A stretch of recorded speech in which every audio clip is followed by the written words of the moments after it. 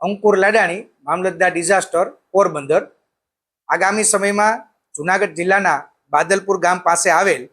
ઓજત 2 સિંચાઈ યોજનાના 25 પૈકી 6 દરવાજાની યાંત્રિક કામગીરી હાથ ધરવામાં આવનાર છે।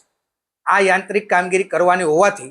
તારીખ 30/4/2026 અને સવારના 6 વાગ્યાથી ઓજત 2 ડેમમાંથી ઓજત નદીની કુલ વહન ક્ષમતાના 10મા ભાગનું પાણી ઓજત નદીમાં છોડવામાં આવશે। આ પાણી છોડવાથી જૂનાગઢ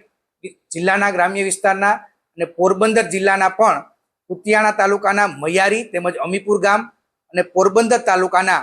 બળેજ, રાતિયા, નવી બંદર, ચિકાસા, ગરેજ, ઊંટડા, કડચ, પાતા અને માધવપુરના વિસ્તારના કાંઠા વિસ્તારમાં રહેતા તેમજ ગામ લોકોને